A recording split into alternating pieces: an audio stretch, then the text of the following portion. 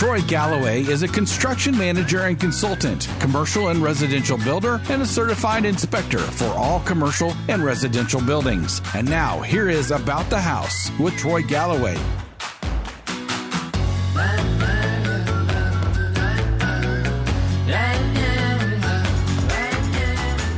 Well, hello, folks. Welcome back to About the House. This is your humble host, Troy Galloway, owner of Galloway Building Services. This is a very absolutely great, unique show. We are a video, audio university of knowledge on everything you need to know about your home. We talk about the construction. We talk about real estate. We talk about maintenance of your home. Everything home related. That's what the show's about. This is a one-of-a-kind show. What's really great is that you can go back at any time and check it up on a podcast, or you can go to YouTube and check it out, or check us out on our Galloway Building Services Facebook page and our web page. Got a lot of great information there and also links to go to find out a lot more information too.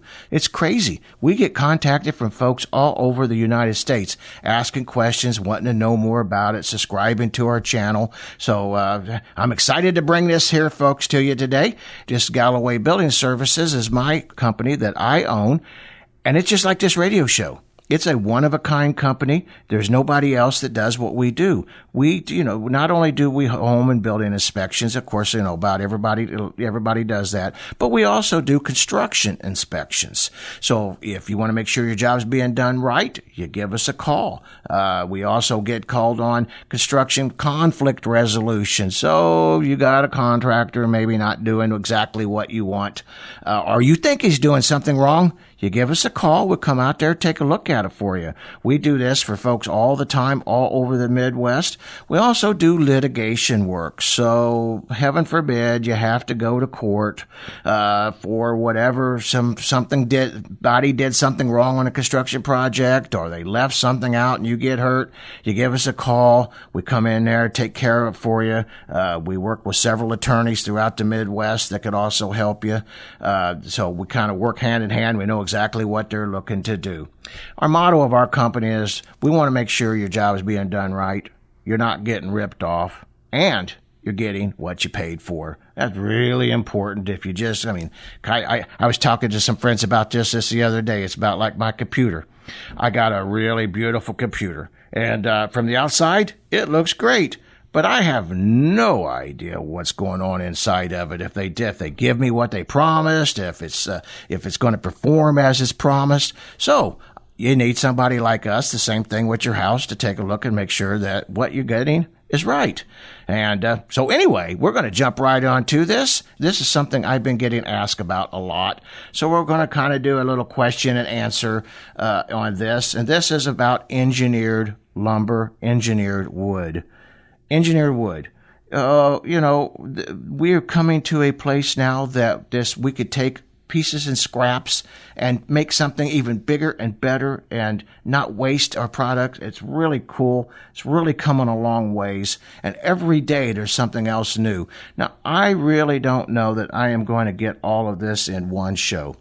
So we're probably going to have to do it in a couple of shows. So we're going to just start off here and just kind of talk about what is engineered wood. It's also called mass timber. It's called composite wood, man-made wood, or manufactured wood. And it's a derivative of wood together with adhesives. We're not going to really drill deep into the manufacturing process, but more about the different products out there, how you could use them on your project, and how to take care of them if you already have some. But we talk about engineered wood, and it's wood. But now they can actually make it from like plants other than trees. They make it from engineered bamboo. Everybody, I'm sure, heard about that. But you can also make it from straw. You can make it from wheat, rice. Of course, we're hearing a lot more about hemp out there. Even sugarcane residue and vegetable fibers. So that'll be another show altogether. Today we're going to stick into just engineered lumber. But, that is really, really cool how these things are coming along. And what we want to talk about here is maybe not the very first engineered wood, but what we call out here in the construction world, the mother of all engineered materials, and that's plywood. Everybody knows about plywood, and plywood is a very unique. What they do actually with plywood, as most of folks know, is that it's a veneer. So what they do is they strip a thin section of a tree, of a saw log, and roll it out in thin pieces, and then they take them thin pieces and glue them together.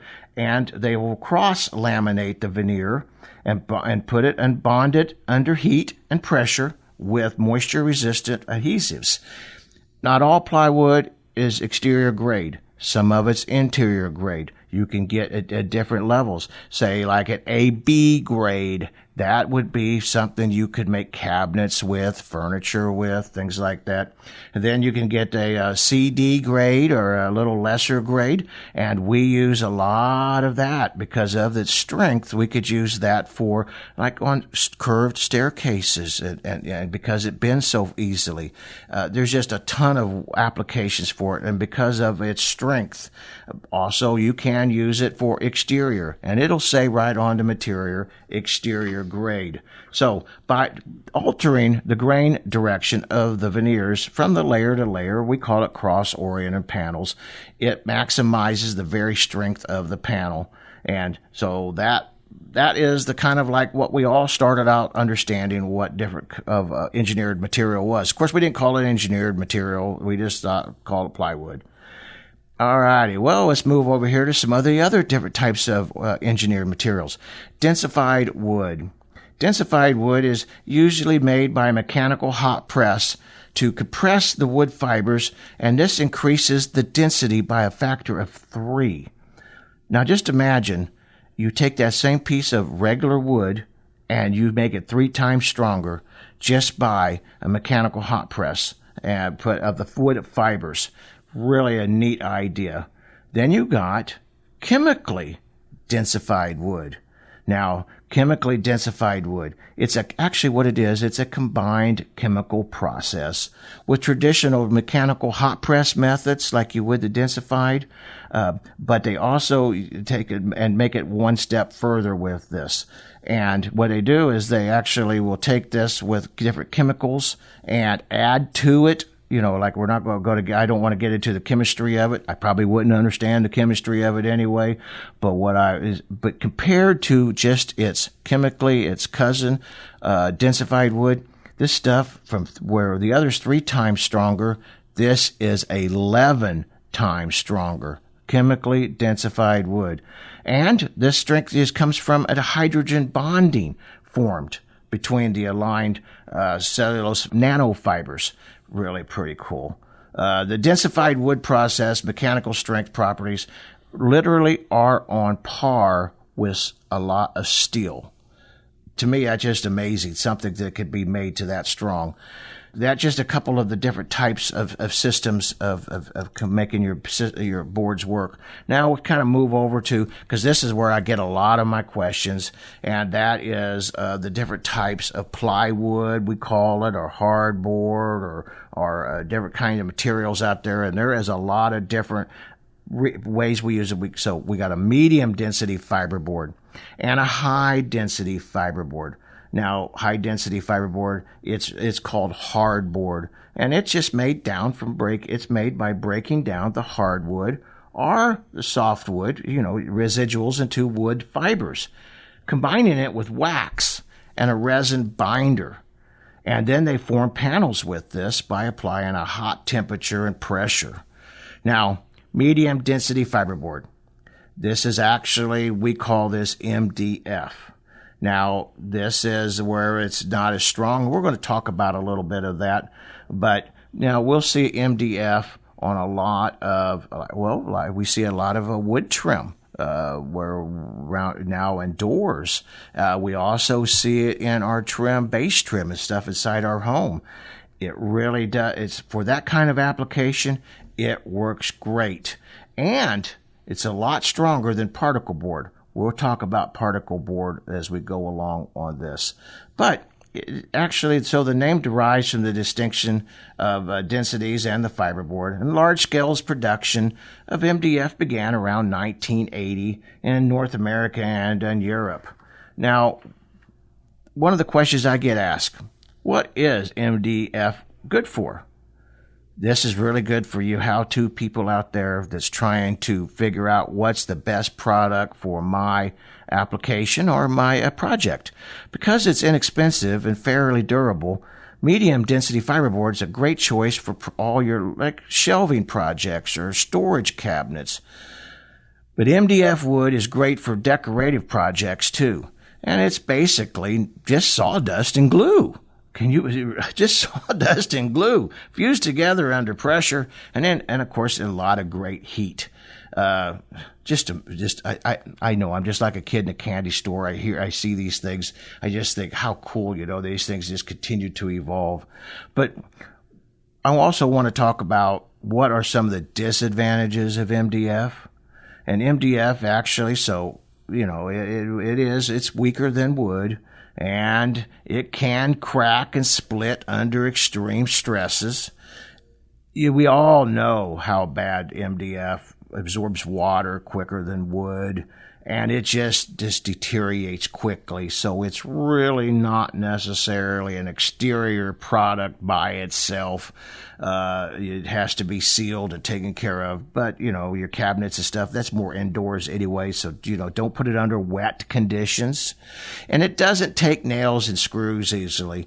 What do I mean by that? Well, you ever try to nail that stuff? You ever try to nail a piece of oak or hickory? Or screw it? Well, this is kind of like the same thing. It's just that hard. I don't know how many times we ended up breaking. Well, you really do need to pre-drill that before you actually start putting your screws in it. But I've seen it countless times where it literally breaks the screws off. But it's a great material because of its uniformity. It really does for interior kind of projects like we just mentioned earlier. It's fabulous. Now, I get asked, is MDF board better than plywood? Well, sometimes. I know that's not a very good answer, but sometimes. MDF is great for cutting and machining and drilling since it doesn't chip easily.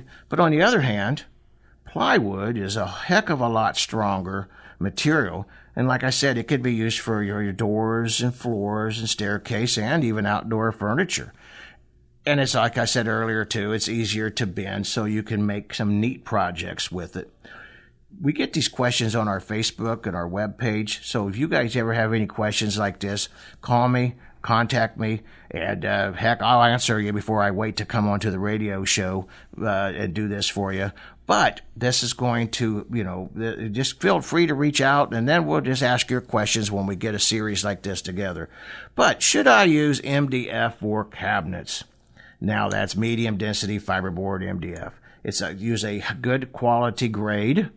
Yes, it can be used for cabinets, but you want to use a good grade, and usually it performs better than solid wood in many of our areas. And also because of its uniformity, because this cabinet doors and paneling are made of solid wood, they require care and maintenance in construction of cabinet doors that will get painted. MDF definitely outperforms solid wood. So if you were a cabinet maker or something like that, think about this. There's some other disadvantages, but we're going to just stay with that right there about it. But here, and you see this when you pick it up or you do some research, you'll see this all over the internet. Is MDF cancerous? Well, I'm not a doctor, so I'm not going to say. I'm just going to pass on the information that some of what I hear. And, honestly, folks, I've never known anybody, cabinet maker, and I, as a journeyman millwright myself, I've used a lot of it, been around it, exposed it, and I don't know anybody got cancer because of it, but then, maybe they did and we didn't know.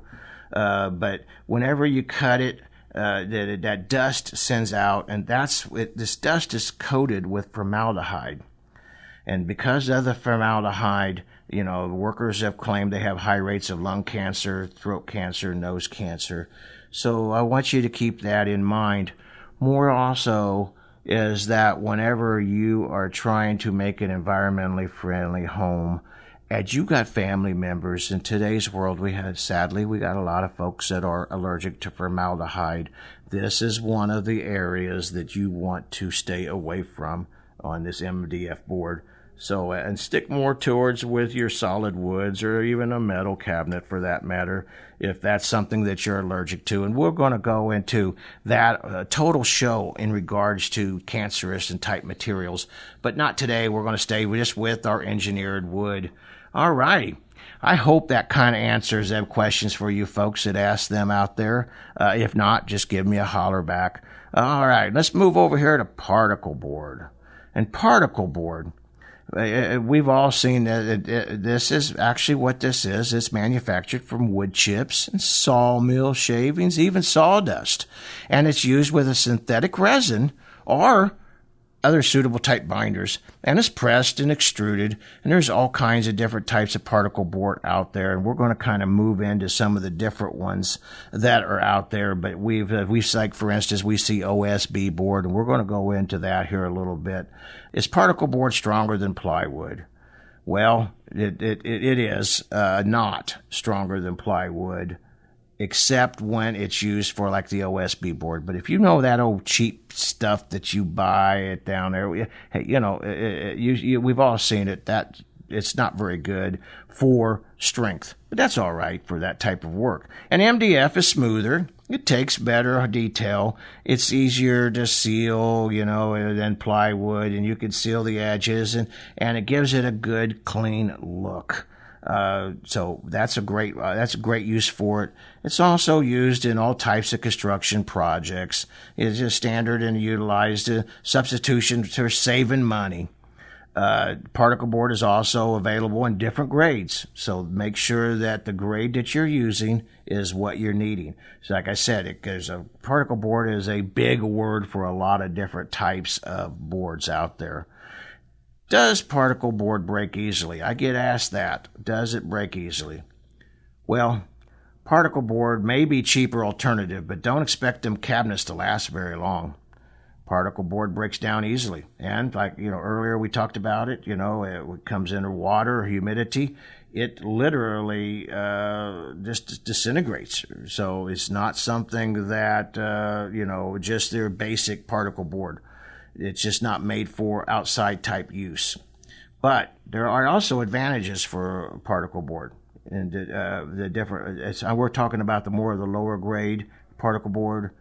And it's a lower cost. It's also advantages is over solid wood, and it's great for furniture. It doesn't warp, like a regular. If you got like a 1x4 or whatever, regular sawmill lumber has a tendency to warp. Heck, we see that all the time, and it's going to be straight. Where when we're using sawmill lumber, that stuff comes in different sizes, warps, twists. It's just the nature of it. A question I get asked: can particle board be painted? Well, now we're talking of your lower grade particle board. You could paint it all actually, but in this particular case, we're talking about this. Just to do a gentle sanding with it with some fine grit sandpaper. Remove some of the grime and the scuffs off of it, so as that it'll receive the primer. And of course, that holds true with any of the wood grain finish material. That you could use. Primers is a great for the good paint on particle board. Latex. Now I'm not a painter, so I don't want to step on any painter's toes. If you guys have a different opinion on that, let me know. But I see a lot of our painters out there. They use latex on it. They use oil or lacquer paints on it. Can also be once the primer dries. Here's a great question. That some of that cheaper sawdust type particle board, why is it so heavy? Well, because of the density of it and how they press it, how they put it together. It's so dense and it's so heavy. It's just not very ideal for large hung type cabinets, because of the weight of it. That's another good reason why they don't really make long lasting type of kitchen cabinets. Another question we get asked or have been here several times: can particle board get wet? Now, I talked about that a little bit just earlier, but no, it really can't. It really can't get wet. It just, it expands and it loses its strength as well when it gets wet like this. and it's best to replace the affected parts before the damage gets worse. Particle board furniture, which we all see a lot, and we're not going to say anything about that one company that you could put it together yourself. We all know it. It's a great company, so we won't want to say nothing. But they sell a lot of particle board furniture. Particle board furniture is really your cheaper furniture. And actually, this very desk I'm sitting in here doing this radio show is made out of particle board. Looks beautiful. It's got wood grain, how they did it, decorated it all up. But heaven forbid it gets wet. It'll just disintegrate. But what's even worse is how it falls apart where it touches the floor, like in the basements or such areas like that, where there's going to be dampness. So you want to make sure that if you're going to use it, try to just be careful. Make sure it doesn't get wet. That's want to make sure that stays safe. All right, so particle board. Or we also call particle board oriented strand board. Now, OSB board. It's technically the same kind. It's not pressed wood like that. It's not a sawdust. But what OSB board is, and man, this stuff is coming out here, and it is just doing marvelous. It just gets better and better all the time. And so we're just going to spend a little bit of time on this, probably a little more than we have on the other boards. You guys all know, you folks already pretty much know all about plywood and its applications. It's been around for so long. But OSB board, it's been around now for, 30 years or so, and we're having different applications of it. But what it is actually strands of wood that are oriented lengthwise and then arranged in layers, laid up into mats, and then bonded together with a moisture-resistant, heat-cured adhesives. What they do is by cross-oriented, it provides the extra strength that you would get out of it. It makes it so not just use it vertically, but you can use it horizontally. So them are the great applications. The biggest problem that I've experienced out in the field with OSB board is that it does delaminate. It does deteriorate also with moisture, especially on the ends of it. So when we use it for roof sheathing, we use it for wall sheathing, that's the substrate underneath your siding. And I have witnessed countless jobs where we use the OSB board and the edges of it on the roof get wet and you start seeing it swell up and it just falls apart. So even though it's a great product, it definitely has some of its drawbacks with that. Now, also, too, whenever people ask me, what direction should I put it on? You'll see that there's two different sides on it. And the side that goes to the exterior, if we're using it as sheathing, will always have this side out. Out means towards the weather. Still, I highly recommend that you get them edges sealed whenever you put it on a roof or something like that, or any place that an edge of this OSB board will be exposed. Now, I get asked, is OSB board better than plywood? Well, it's stronger than plywood in shear values. It's actually twice as strong as plywood. And this is one of the reasons OSB is used for webs of wooden I-joist. Now, we'll talk about all the different applications, engineered lumber and joist and hangers and trusses and all that a little bit later in another show. But you'll see that we actually have I-beams or I-joist, and these I-joists are believe it or not, they're just a thin sheet of plywood stuck between two pieces of regular wood. A lot of times, or maybe it's an engineered lumber on the top or bottom. It just looks like an eye. Now, one of the advantages I want to just real quick hit on this, because this is something that we're seeing more and more used on, is that because you can get these in long lengths, they're, not just standard 10, 12, 16 feet. You can get them 20, 30, whatever, in lengths. I have been seeing, and I did it myself on my own home, where I needed to use them of course, they're used for floor joist, right? but I've been using them for rafters. When I have a long expanse that I can't get a long enough piece of lumber to reach from one point A to point B from top to the bottom, these things are working great. And because they're where they're at, they're absolutely being covered. So we don't have any issues with any moisture getting to them. And so far, knock on wood, we've been doing this for, well, I don't know, I've been doing it now for 15 years, and we've been having great work with it. Now, they do have a problem with sometimes holding the nails, because I have seen where my nails literally backed out. We call it walking out of the wood. And so make sure that if you use we call them fasteners, but nails, screws, whatever. But if you're using a nail, try to use a ring shank nail. Okay, still will do it. I've seen them screws walk out of them. So try to use an adhesive fastener some sort of compound that they use to help glue it in there. That will definitely help you tremendously with that. So we're going to keep on moving here so much for that type of application. How they use it is wood fiber is effective in OSB board, and we know that it's twice as strong. Now, we talked a little bit about the wood and water resilient. Okay, so we do have different grades of board out there, and yes, you can. It's great if you keep the edges sealed. I know they don't like to talk about that, but yeah, as a whole, it's going to be better than plywood in the field. So think about that. All right. Because of them issues that I was talking about, can OSB board get rained on? Folks, how many times have we seen a house over the years that didn't get rained on whenever it was being built, or a room addition?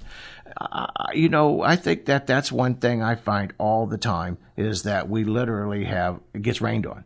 Now, I get that phone call all the time. Is it going to ruin? It's going to fall apart. I just heard it on about the house, how it can have problems. No. It can take rain. It's not like that other particle board where it just swells up quickly. It has a life expectancy there. And normally it's about 90 days that you should leave it. You shouldn't leave it exposed for more than 90 days.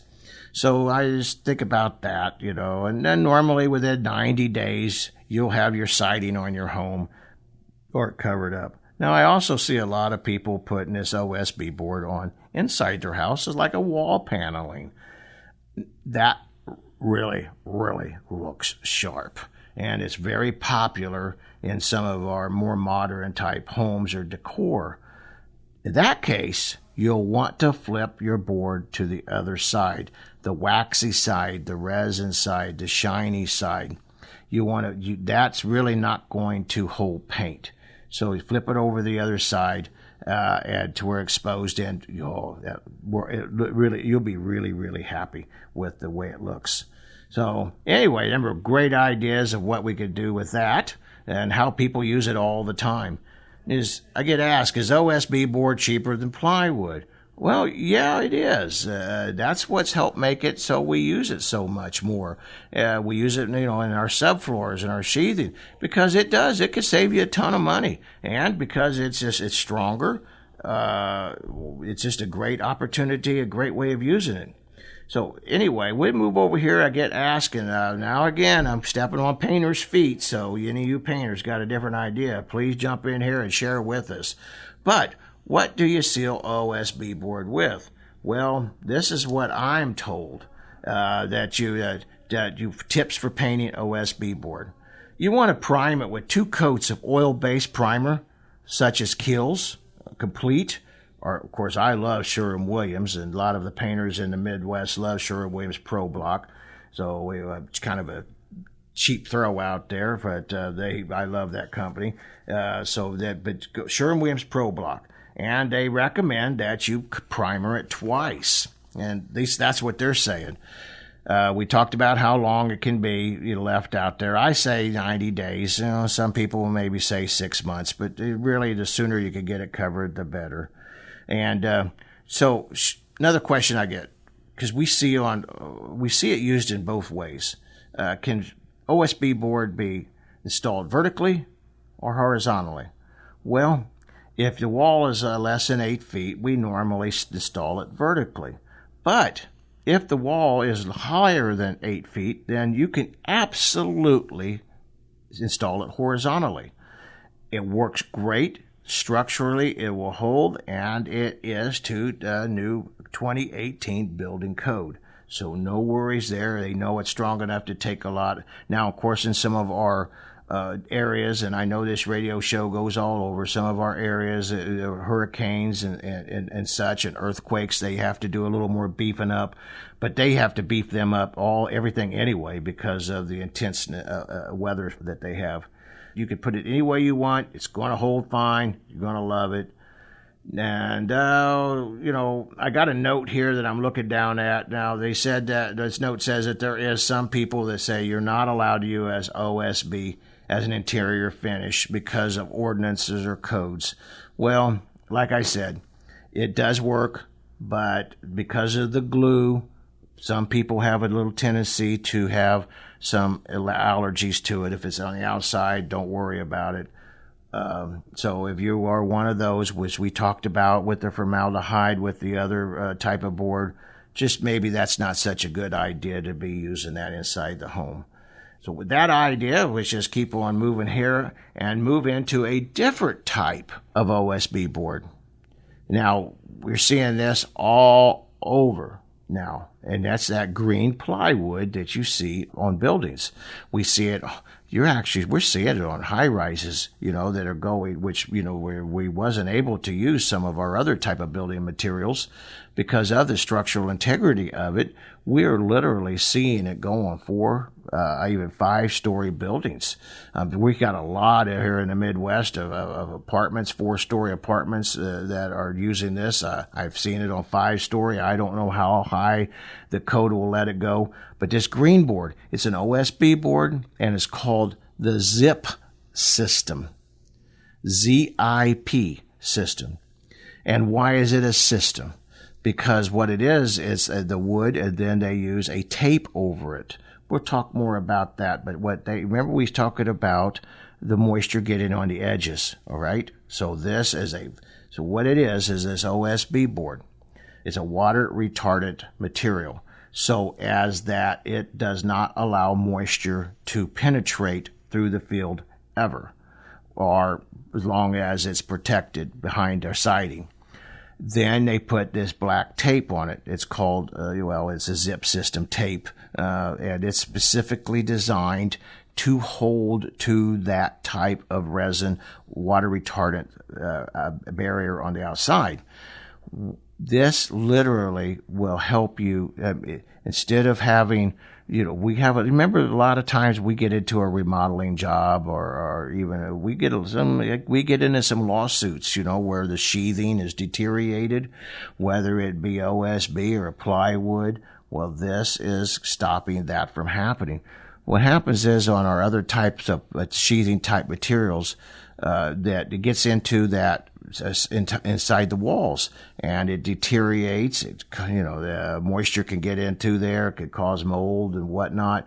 While using this different system, it's not only a moisture barrier, but it's also a vapor barrier, meaning that it doesn't let the air come through, which is it's really not technically, a green energy product. I know it gets advertised as that, but it's technically not. But it works great. It tightens up your house. Its air infiltration is one of the biggest things we've talked about on this show countless times. So that by using this tape, you can also use this same zip system tape to flash around your windows and your doors. So as that, it makes it even more watertight and airtight. We get a lot of air leakage around them systems right there. So we want to make sure that that's all wrapped up nice and tight. If it's done right, it's got up to a 30-year limited warranty. 30 years. That's pretty good stuff. It can also be used on roof systems. You'll see a lot of that on our roof systems too. And they'll just put that black tape right over that system tape right over top of that. And boy, I tell you what, who hasn't had a roof shingle job that hasn't had some wood replacement. Now, the old days, we used planks, 1x6s, 1x4s, 1x6 wooden planks, mostly a lot of times yellow pine, which is great stuff, but it is cost prohibitive. So what we want to do is, so when people went to plywood, well, plywood, our roof, even if we put that tar paper or whatever over top of it, it still doesn't make it an absolute water resistant or type material. And so that's why we have so much sheathing that goes bad on our roofs. Well, with this new system, well, it's really not a new system, but this zip system, you will eliminate this. And, like I said, you have a 30-year warranty. So that's pretty good. Most of us don't live in our houses over 30 years. So you get a good shingle, you get a good sheathing system like this. And there again, it is very much a engineered lumber. So anyway, folks, these are some of the different things that, different types of sheathing that are engineered lumber. And I'm just going to kind of just go over a little bit here quickly and not a whole lot. And we're going to take this to another show because I want to talk about the different types of lam beams and the different beam systems that they're using now with engineered lumber. I just kind of wanted to talk a little bit about our plywood systems because we use a lot of that and we see a lot of it out there. But we have a glued laminated timber. We call them glue lams. And what they are basically is composed of several layers of dimensional timber glued together with a moisture-resistant adhesives. And we can make long horizontal beams that you can't get with a regular saw cut lumber.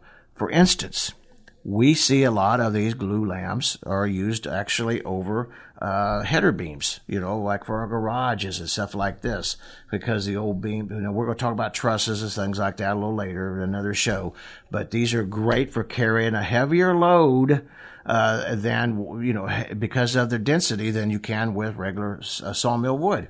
And then you got your laminated veneers. We call them LVLs. And that is, of course, it sounds just like what it is, laminated veneered lumber. And it's produced by bonding thin wood layers together. And it's really great stuff. And they put this parallel to the long direction. And very pretty type material. You'll see this kind of material out there, different kinds of interior applications. You got cross-laminated timber, CLTs, I know. This gets confusing. By the time, I know our heads are spinning right now. What the heck? How am I going to keep track of all this stuff? Well, that's what the great thing about this podcast is. Stop, back up, and listen to it over and over. That will help you. And also, you can always contact us, and we'll talk to you about that. Trouble is there's not many real sawmills left out there in the real world or lumber companies. I love the Home Depots. I love the Lowe's. I shop there a lot. Menards, the list goes on, Chick Lumber, whatnot. But just hardly any old-fashioned lumber yards. But if you can find a good old-fashioned lumber yard, them old boys back there, they know all about what it is they're selling. And they'll help you out with asking any questions. So we also got, we call it a parallel strand lumber, PSLs, and we'll talk more about that. They're really, really neat. You can make they come in common sizes, like 3.5 inches, like a 2x4. 5 1/4 inches, 7 inches, and they use them for I-joist. You could use them for columns. They're 4x4s to 8x8 size. You can get them. Really, really awesome stuff. Laminated strand. So that's another one. Well, anyway, folks, what we're going to do is just kind of knock it off here because I really kind of want to wander into the different beams in a different show. I wanted to have this one. I just wanted to make you familiar of all the different types out there. So the next one our next radio show we're going to talk about is we're going to be speaking about what we can do for the different lam beams out there, the different beam systems. Remember we talked about that one system out there that's actually better than or equal in many ways to steel, maybe not necessarily better, but definitely equal in many applications to steel. We want to drill deeper into that, how they're designed, what you can use these applications for in your home. You know, you see some of these beautiful these beams, engineered lumber in our both for churches and interior. Oh, they're just absolutely gorgeous. Painters love them because they work so well. And then we're going to talk about trusses, and we're going to, load buried different types of engineered materials on that too. But I hope that has not been too confusing. I hope it's kind of been fun. I know I'm kind of a construction nerd. I love this stuff. It's just like I said earlier at the beginning of the show, I'm just like a kid in a candy store. I just love to hear about it and learn about these things. And every day somebody's coming up with something different. So, just because of what we're doing today don't mean we're not going to catch something later. So anyway, folks, thank you so much for listening to our show. Like I said, this is Galloway Building Services. We provide this show. Of course, this is an awesome show about the house. My name, Troy Galloway. If you do ever have a construction problem or you want your construction project to be taken a look at, make sure it's being done right, give us a call. Litigation work. Of course, we do building and commercial building and home inspections. So you know what you're buying. We are only a company like what we are in the Midwest, and we would love to help you. If you contact us and you tell us that you listen to this show, and you heard me say we'll give you a 25% discount, just remind me, say it, you'll get it. It's we do it all the time. People take advantage of it. Hey, it's a great way of saving some money on a big construction project.